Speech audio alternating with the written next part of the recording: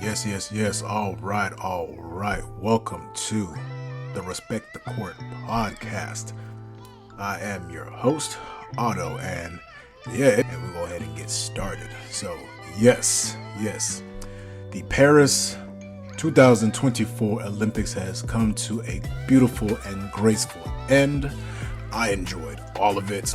I don't know about you all, but when the Olympics come by, I try to watch as much of it as possible. I try to watch every single sport. I don't care what's there. I'm watching it. If it's diving, if it's equestrian, if it's golf, tennis, beach volleyball, rugby, I'm watching it. I am just a huge fan of seeing the greatest athletes in the world being able to compete at the highest level and go for a medal. It's incredible. It's amazing.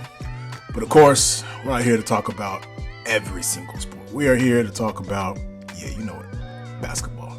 So,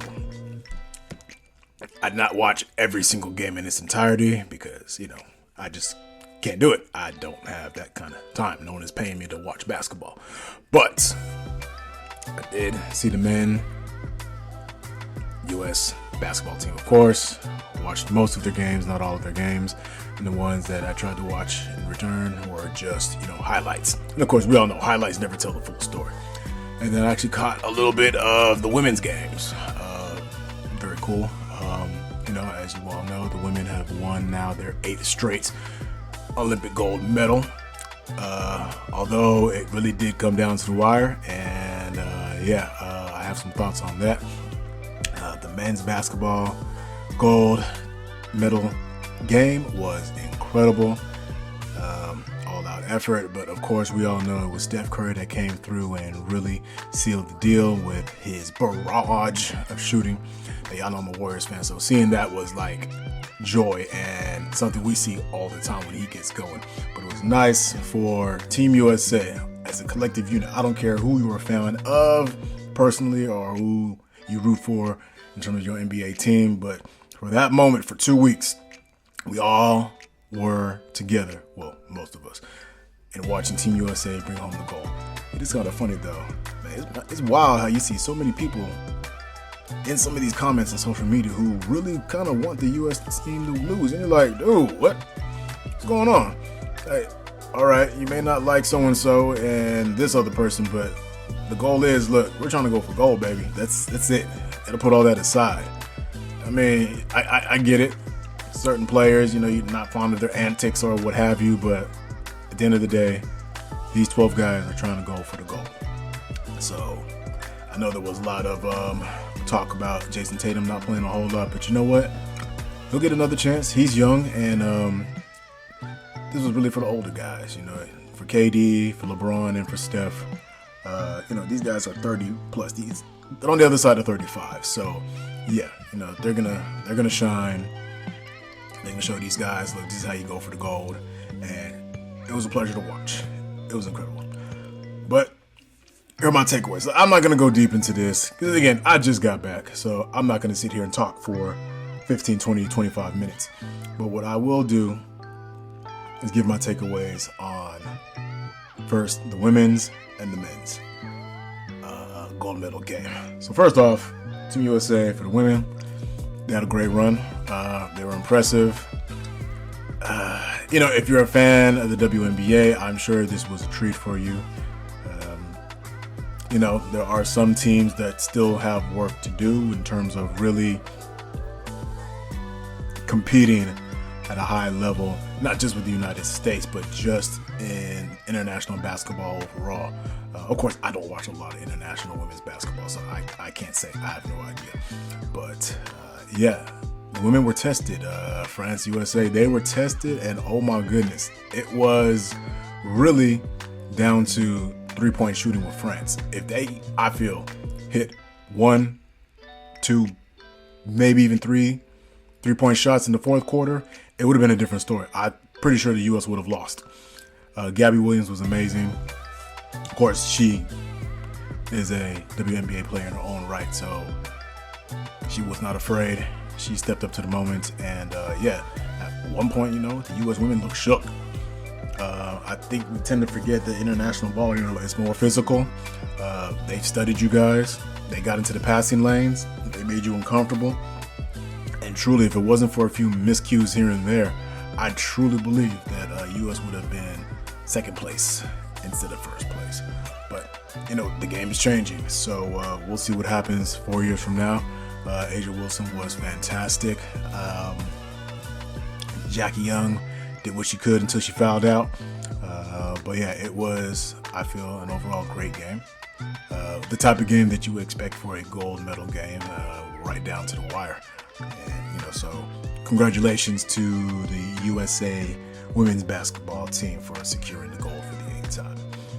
For the men, yeah, I'm actually going to go a game back. I'm going to go back to the semifinal. That USA-Serbia game, that was an eye-opener.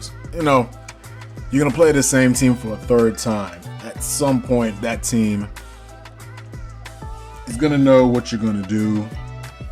They've made their adjustments. Like, for them, it was like a playoff game. They're like, okay, this is game number 3. Joker's going to do what he's going to do. And he definitely did. Bogdanovic was amazing. Could not slow that man down. But yeah, Steph's 14, 15 in the first quarter really kept the U.S. in the game. And really, if it wasn't for that, we may not have even made it to the gold medal round. Maybe we would have. Maybe someone else would have stepped up. I mean, you never know. But these are things you got to take into consideration. That the world. Forget this saying that the world is still catching up. The world has caught up. It's just a matter of time. And let's not forget, 2004, we got the bronze, I believe. Was it the bronze? Yeah, we got the bronze because we didn't send our best. And we just were not, those guys that play were not used to that type of basketball, international basketball, where it's more physical. The rules are obviously different, so you're not going to get the same NBA calls that you're used to. This squad for 2024, they understood that. They went in, and I think Wendy said it at one point. It's like, they were playing FIBA basketball. Like, this was not NBA basketball they were playing. They stuck it tough. They understood the rules, and they grinded, and they went ahead and beat Serbia because of that. So that was fantastic. The gold medal game, however, I feel the same way.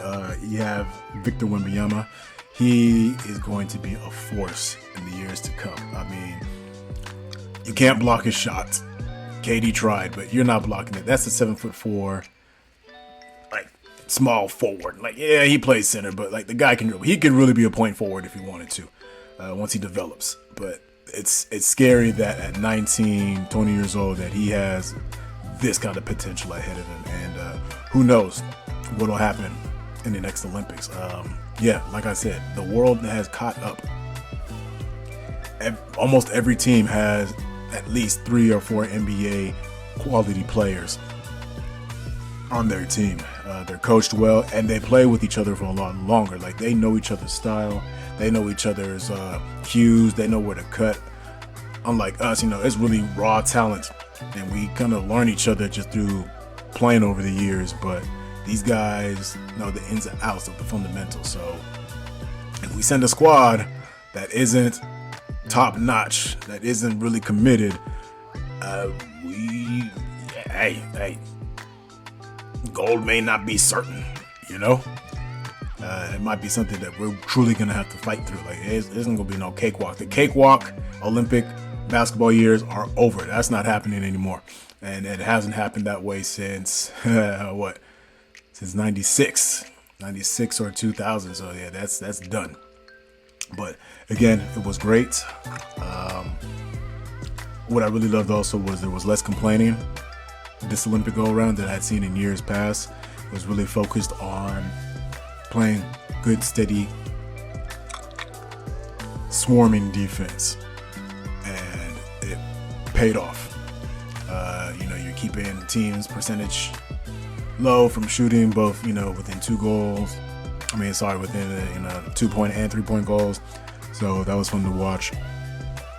There are some times that we do fall back into that ISO basketball style which, if you have enough talent, sure, that's great, but that's not always going to win you the game. So we really got to shore up more of our ball movement and keep attacking, keep swarming. But, we're going to enjoy this one. This was a great win. This has to be one of the more enjoyable Olympics that I've seen in a while. And, I soaked it all in. This was fantastic. This was great. So I'm just going to leave off of that. We're not going to do any deep dive analysis of it, but just understand that, the world has caught up.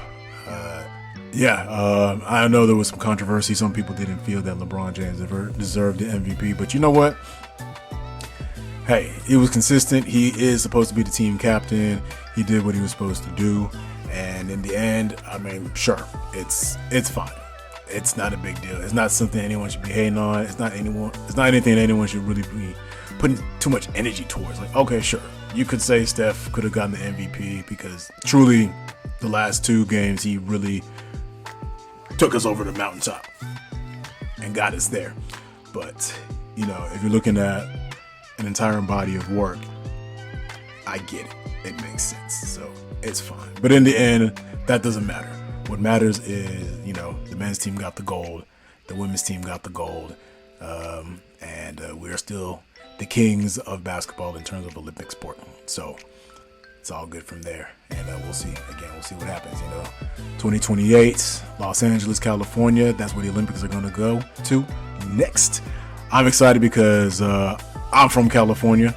I live in California.